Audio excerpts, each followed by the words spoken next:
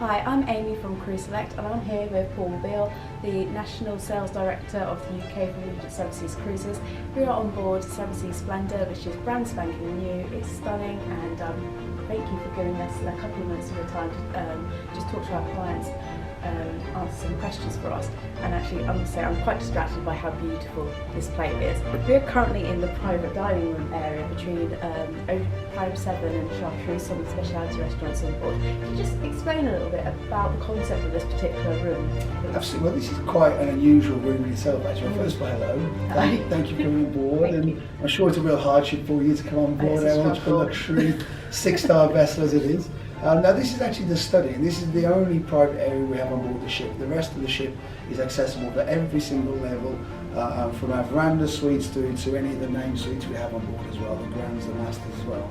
But this one is specifically for our Regent Suite guests. So if they want to dine and host anybody at all, then this is always available at any time for them. They can choose from both the Prime 7 menu and the Chartreuse menu over here, so from the steakhouse to the specialty French restaurant. And it's just a really nice, serene area where you can seat, then you can cast around, but probably 12, 15 people should they need to, should they have that many friends in here as well. It's just a great party atmosphere. Yeah. Everybody gets to know each other on board, and that's what we do with the block parties that we have, where we get you to introduce to your neighbours. And really, this is another one of those extensions where you can meet and dine with people at the same time as well. So yeah, lovely little exclusive venue. Yeah, thank you. I mean, you touched on briefly about the Regent Suite, which is probably the most luxurious suite on the whole of the seas, isn't Probably, it? I'd say definitely the most. 4,443 square feet of luxury, their own spas, treatments, huge balconies, effectively over the top of the bridge where the captain's has the same view as the captain was. They're sailing along as well. It is the epitome of ultimate luxury. It really is fabulous, and I hope you've got some photographs as well to show We're people looking after. to see tomorrow, so we'll be looking. I'm really excited about seeing the Regent Suite because you've seen the photos on your website and your brochures, and you say it's stunning. Actually, the And main seeing it tip in there flesh is is if very people exciting. need to look and see at any stage, I would guide them to the virtual tours. We haven't got them yet on this ship because literally it's brand new. You are the first guest that have ever sailed down here to really see this and see it firsthand. But these ones on Explorer, you can certainly take a virtual tour. The whole Regent Suite, have a nose around in the cupboards and the spa area, all these other ones as well. So I would generally encourage you to go and have a look at those when you can. Thank you. I mean, as we were saying about Splendor, you just mentioned Explorer, which was the most luxurious ship built. This is, as you say, luxury perfected. So how has Regent managed to one-up itself with what was the most luxurious ship on board? How has Regent managed to perfect luxury? Really, really good question. And actually, I wasn't, prior to stepping on board, it was a huge challenge, and I didn't know how we were going to really do it. I've obviously been involved in some of the, and you see the computer-generated imagery of how it was going to change. But Explorer was a game changer in its own right. It set the bar in luxury, not only luxury cruise, but luxury hotels as well. And we're comparing ourselves to some really, really high-quality hotels when we make that statement around the room.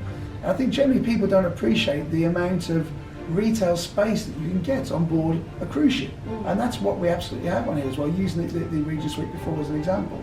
But how have we changed it? Well, it's more of a feminine feel. On Explorer, there is quite a dark wood feel that's on there, so we've gone for a slightly lighter wood feel as well. In Prime 7 and Chartreuse on either side of us, you wouldn't know whether you're on Explorer or on board Splendor. They're pretty much identical. However, when you go into other areas, we've changed it significantly. For example, the main staircase in the atrium, now we've turned it around so that it faces down towards Compass Rose. So as you come down from the stairway, you walk into the beautiful scene of Compass Rose and the Splendor Lounge on the right-hand side as well. So that's one innovation there. But the main one for me, and it seems like a real subtle change, but you may or may not notice as you're walking through, the cafe, Coffee Connections, is flipped onto the other side. In itself, that isn't a huge change, you would think, by just changing the lever. But what it has done, it's improved the line of sight right from the atrium right the way through to the aft of the ship, where there used to be, for anybody that's been on board, the prayer wheels where you used to move them around. We now have a beautiful dragon which is there, a huge statue coming out of the floor, sculpture coming out of the floor and wrapping itself around.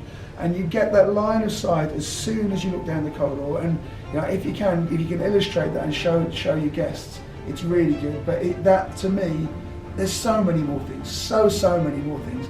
But fundamentally, that is the main one that have a real structural difference. But everything that we've looked at, every plug point that we use, now they're spending days, literally, the senior executive team, sitting in our suites, in the concierge suites, in the penthouse suites, working and making sure and seeing, does that work? Did that plug, was at the right place? I've noticed silly things. I'm in a penthouse at the moment, and it's got a lovely little light, which got a little spot on it. So in the middle of the night, if you're trying to find the light switch, you press the green spot, and there's a little blue light that comes out over the bathroom to help you get to the bathroom and away in the middle of the night. Yeah. So they've thought about it, literally, they've perfected every detail that we have. Yeah. And it's phenomenal. I mean, that's such attention to detail. It really is. Honestly, to step on board here, I have the great fortune of coming on these ships quite often, and to step on here, it has brought it back, and made me even prouder of the brand that we look after and take forward. And it's just stunning, and I'm so glad that you guys can get to share it and then get to articulate it with your guests. Yeah, I mean, I'm so thankful to be on board. I mean, I've only seen Explorer. I haven't just sailed on her, but this has just been such a, only one night so far, but I've enjoyed it so much. But do you have a favourite part of Splendor so far? I think it's definitely that line of sight. Yeah, honestly, down there, it is the sculpture itself of the dragon, and it's definitely that line of sight moving down there. But again, the observation range is completely moved around. It's got the over the top of the bridge on the observation range. It's got a window that goes over the extensions of the bridge, so you can sit and watch as you're sailing along. In La Veranda, it's got an extension where you can sit and have tables for two not on the outside of the ship, but overhanging the ship as well. So there's so many different parts. There's too many to mention, and hopefully you'll see on your video montage where it all comes together. Yeah. So we've talked about how Splendor has somehow managed to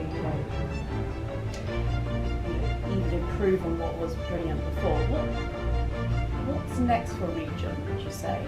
Well, obviously we've got our new ship coming in 2023, which will again we'll make learnings from this as we're moving, as we're producing and using and sailing with it as well.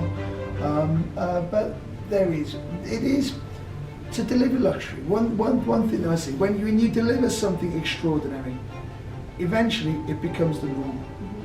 And then you have to always go and exceed and surprise and delight and do more and more and more in order to keep on making sure that we go over and above everything that we do. Technology, we've seen on many different cruise ships, but I would say that it isn't technology for technology's sake. We need to use technology to make the guest experience better, to make the independence and the interactions better, not just to replace a steward with a 3D hologram. So we will be utilising technology moving forward as well. But it's about the smaller details, recognising our guests and making sure that they understand and know that they're being looked after to the highest possible degree. So it's more of a continual evolution of raising the bar of Absolutely. what luxury is. And I don't want to give too many secrets away now, do I? No, that's true. Not on camera anyway. So what do you think, I mean, we've already probably touched on some of what you might say, but what do you think sets Regent apart? What is special about Regent? As you mentioned customer experience. So when they're on board, what differentiates Regent? First of all, the hardware, the quality that you can see. Now, if you ask a guest what is important about luxury, what is luxury to them, rarely do they ever talk about gold taps or chandeliers or the hardware side of things. It's about the nuances, the subtleties, the luxuries. So we've got the hardware. We've got a beautiful ship which I genuinely think is unrivaled and is unmatched by anywhere that we do. But more than that, it is about what we do for the individuals. Obviously, we are an unrivaled experience. We truly believe that, and that you'll see in all of our literature and everything that we do, and every what we live and breathe in a day-to-day scenario. We have to do flawless execution. We cannot have mistakes, whether it be before or after, and that goes with our travel partners. Just to make sure that they, in the beforehand, we work in synergy with them together.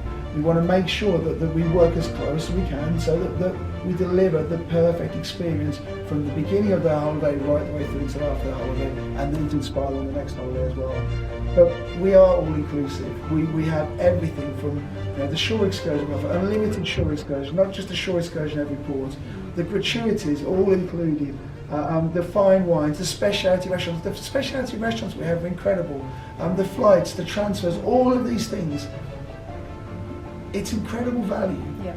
But it's more than that. It's to make the cruise experience flawless, easy, so people don't have to think. And that, I think, is us thinking for the guests. That's probably the luxury that we like to deliver, and to surprise and delight, as I mentioned before, at every single opportunity.